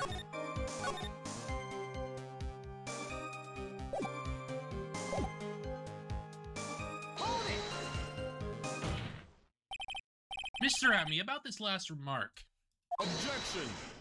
You still don't get it, do you, Wright? This isn't the time to be pressing the witness on every little statement. I'm afraid you're the one who still doesn't get it, Mr. Godot. What? Mr. Atmey, it seems to have finally admitted that you were in the CO's office on the night of the murder. How can you say that? Let's review your testimony, shall we, Mr. Atmey? The button did not have any fingerprints on it. Why? Mr. Delight was wearing his mask-to-mask outfit, is that correct? How would you know that? Hmm? How would you know that other than you were there? Hmm? You just proved that you were there at the scene. Gee, that's what I said. My deductions are absolutely foolproof. More like your deductions prove that you're a fool. Sorry, whatever do you mean? For some reason, I'm starting to get really thirsty.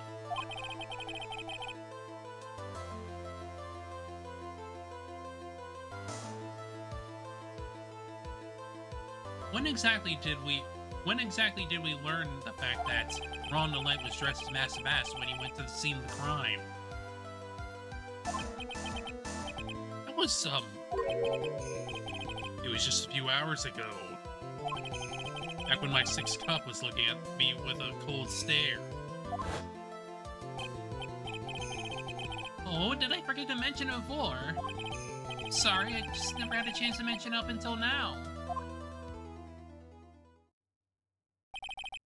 That's right. The defendant had yet to tell anyone this fact before this morning. Therefore, the only people who should know that they're those who've been watching this trial.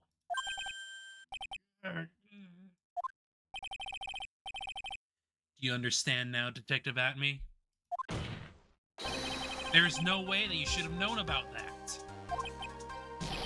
Yeah! You were in the next courtroom being tried as Master Mask. So then enlighten us. Just how did you know about that piece of information? Well, Objection. come on, this detective must have known about it. Probably had plenty of chances to find out beforehand. Objection! And it's those chances that I want to discuss next. That night, Mr. Delight was wearing his Master Mask outfit. There is one, and only one way, for Detective Atme to have found that out. Please recall, if you will, Mr. Delight's testimony. I entered the office, there was a suspicious shadow there. For a second, my client witnessed the real killer. Objection. But Mr. Delight never saw his attacker. There's no way to tell whether or not the real killer was Luke Atme. Objection! It's with that statement that I'll turn this case on its head. Just what are you implying? Mr. Delight saw the real killer, correct? Now, if you turn that statement around, it stands to reason that the real killer had also seen Ron Delight. Possible.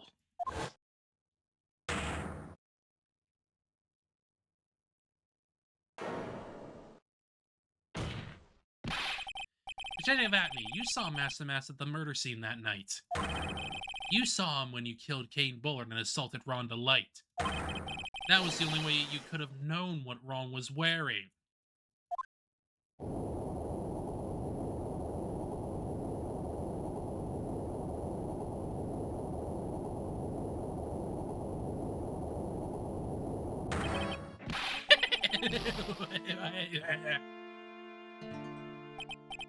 Take a good look, everyone. Unable to find a rival worthy of my genius, I was forced to create one by myself. Here I am, the tragic clown.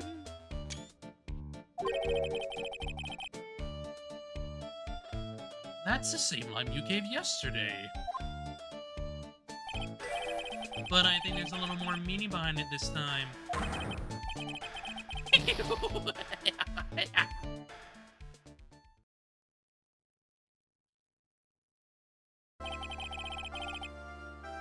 What an awfully complicated incident. Kane Bullard was blackmailing Luke Atme, who was in turn blackmailing Ron Delight. And upon killing his blackmailer, Luke Atme tried to frame Ron Delight and claimed to be guilty as Master Mask in order to escape his true crime. And to that end, he came up with this plan to use the double jeopardy rule when masking his alibi.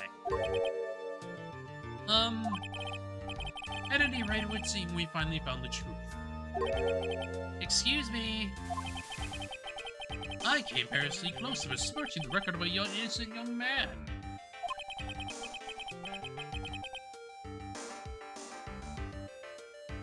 Besmirching him with the title of murderer. Don't ignore me! Oh, I didn't realize you were there. Why wouldn't he be? About the verdict. I know, you never committed any murder. That's right, I'm so glad you understand that, but... I really am Master Mask! Aww. Thanks to that trial yesterday, I'm innocent now, right? Yep. Yep. Yep. Yep. You're now free to do your thieving. You can't be tried for it any longer.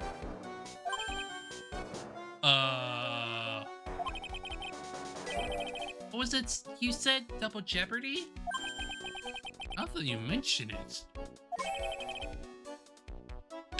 I've been careless. careless. What do you think, Mia? As the defendant says, the rule of double jeopardy is absolute. He can never be tried as Master Mask ever again. The defendant can never be tried twice for a crime in which he was once found innocent. Whoops! Then, Master Mask is really innocent? It would seem so. For now. For now. Now then, this court finds the defendant not guilty.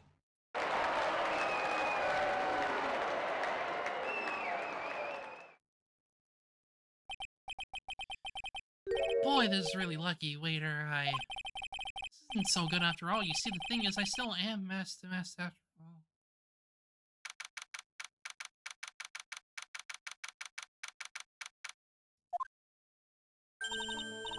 You did it, Phoenix. Thanks, Mia. It's been a long time, hasn't it? Yeah, it's because Maya doesn't call on me much these days. Oh? I'm just joking, Phoenix. Don't take everything so seriously. On the other hand, Maya, she seems kind of torn these days. Thinking about becoming master of the Kurain channeling school? Becoming the master means saying goodbye to our mother. See Faye, right? Watch over her, will you, Phoenix? Of course. Well then, see you around. Yeah. Oh, Mr. Wright! Oh my, I don't know what to say.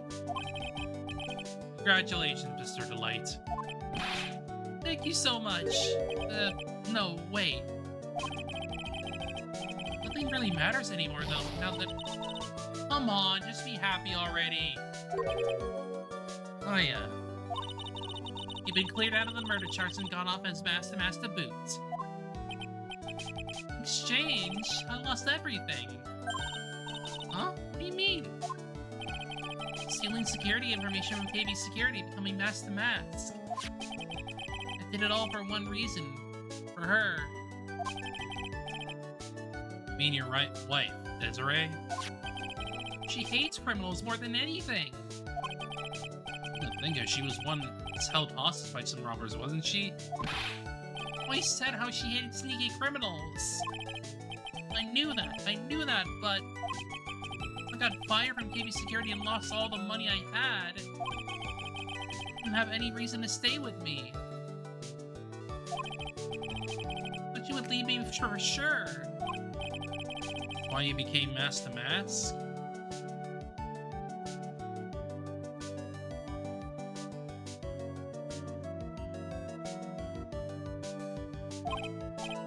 Yes, but it's all over now.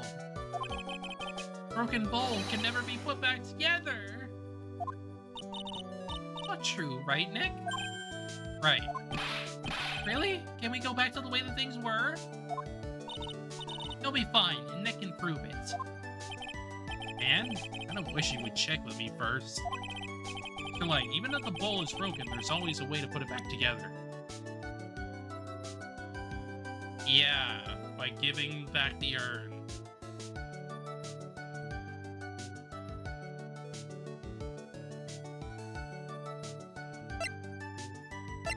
Take that! Secret urn. Izzy was the one who found this. Desiree, your wife, she always believed in you, Ron. That's why you'll be fine. You won't have to worry about anything. Ah, there you are. Miss Delight. You did it, Ronnie. You're innocent. I'm so happy. Thank you. I appreciate that. But, you don't want anything more to do with me, do you? Ronnie, why didn't you talk to me about what was going on? Claudia, you'd quit KB Security. I never imagined that you were really Mask either.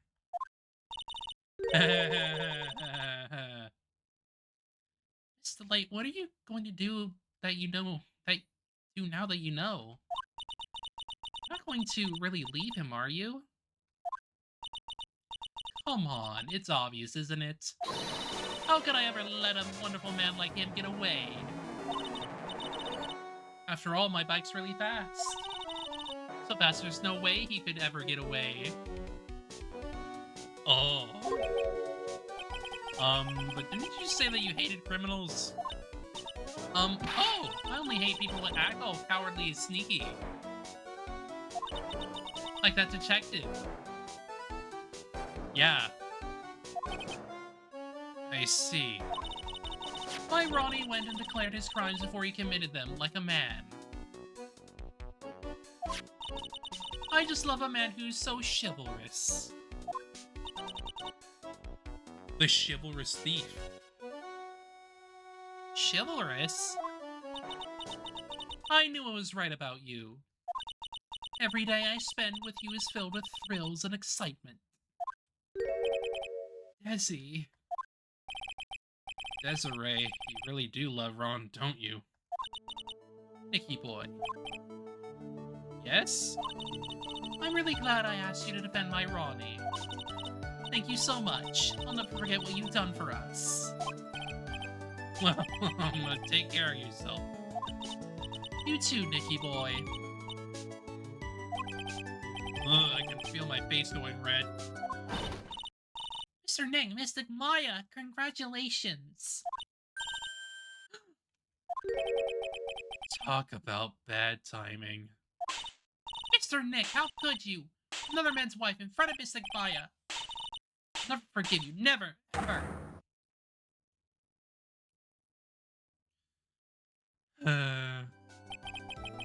Just as the case came to a close, so too did my consciousness. Okay, but the fact that you got frickin' knocked out by a 9-year-old. Mon said a broken bowl can never be put back together. But I know that's not true.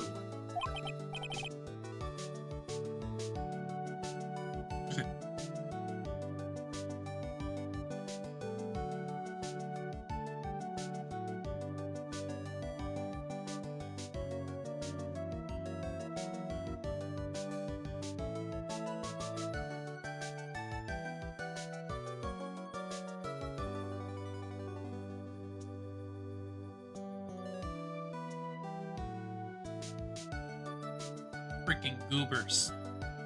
I mean, just look. Here's a perfect example of one that was put back together even better than before.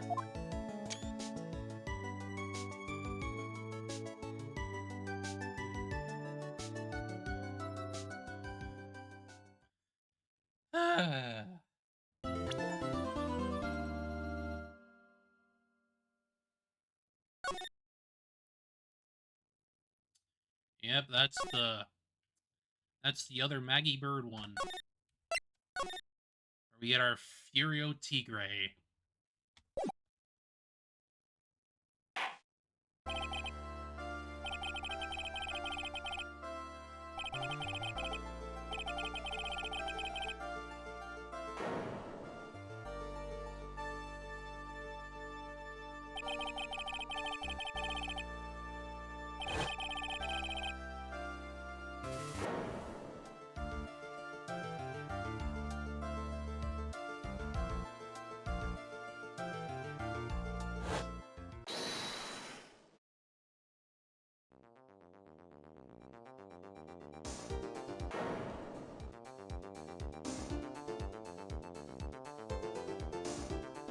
This is where Phoenix gets freaking tried again. Because the man that happened to be there just has his freaking hair.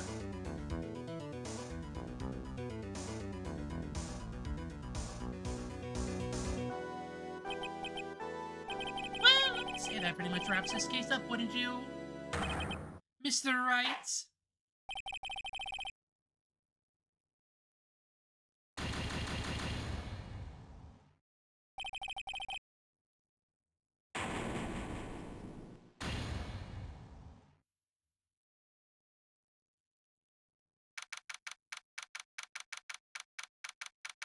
embarrassing. Ah, the start of a new year always makes me feel like I can take on the whole world. And it does, Maya. Decided that our resolution should be Savari, take on the world. What do you think? Sure, whatever, Maya, but I think maybe you've had more than enough mistletoe cake. Never. You got a lot of cake during New Year's. It's practically a tradition. Watching the fireworks on TV or playing a board game. Hey, pal! Detective Gumshoe?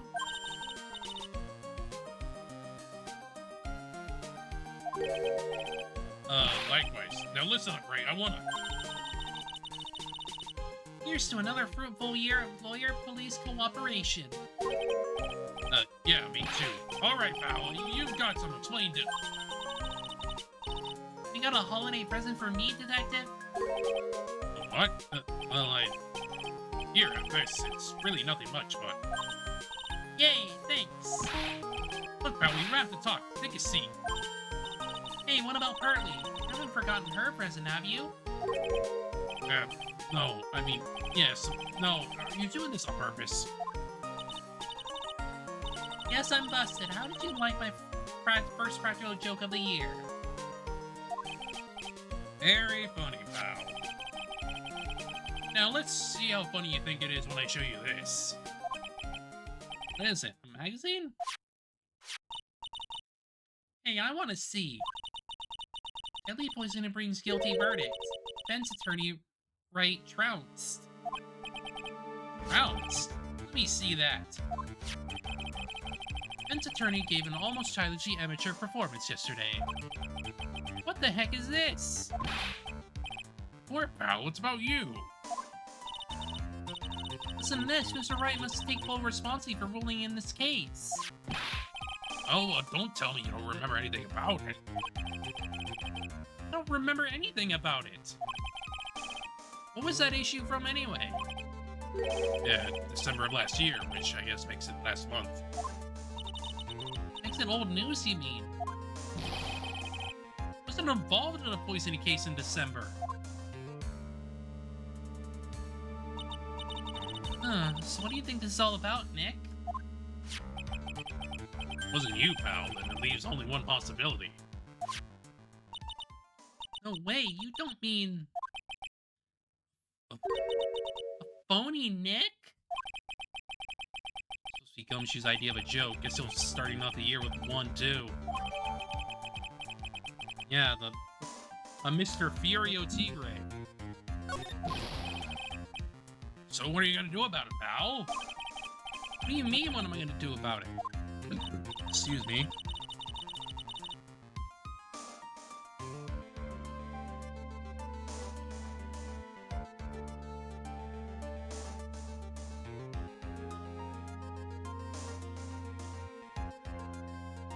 What's your fault that the judge found the defendant guilty in this case? My fault? How do you figure that? Because the Phoenix Wright is super famous now. Well, maybe only sort of.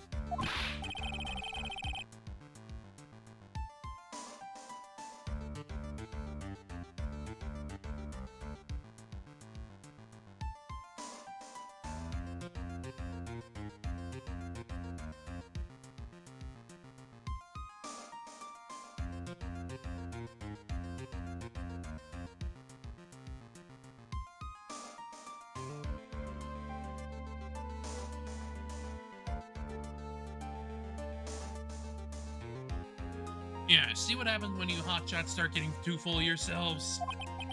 I didn't do anything wrong. At least, not that I can remember. You better make this right, pal. Now. That means taking the case back to court. Got it? Looks like we got our first case of the new year. Let's tackle it with gusto. I don't know. Judge already issued a guilty verdict once in this case. It's not going to be easy to get it overturned. Guess that New Year's resolution is gonna have to wait until next year. Taking the case, right? Good. I'm gonna head over to the courthouse then. And then I'll go back to the precinct. Drop by if you need anything, okay, pal? Yay. Yes, people are starting to know the name Phoenix Wright. Like, client entrusted a case to me based on my reputation. I kinda am responsible. Someone to impersonate me. What type of guy would do that? Yuri Tigre, obviously.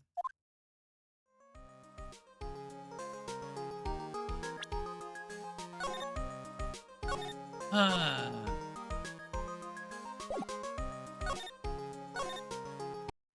But honestly, I'm gonna do that like at another time. Because honestly, I remember that case kind of tiring me out a little bit last time I played it, which was like years ago. I don't know. I'd have to like go through it again to like feel it out, but as of right now,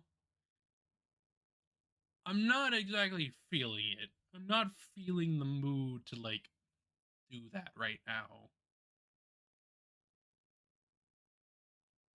I'll get back to it eventually, but not now. No way.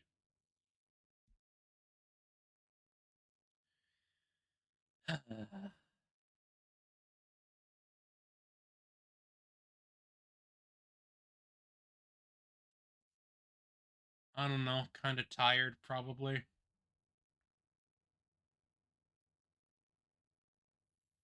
Like I'm happy I got the last case done, but just feeling yes, perhaps, yes, maybe. The gurgle. Just laying back and doing my thing.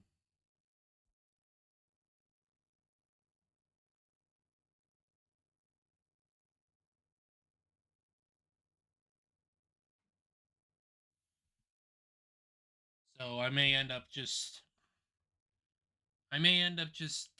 ending this early so we can just move on for today. So thank y'all for coming. Hope y'all have a good rest of your day and have a good weekend. I'll see y'all later. Boy.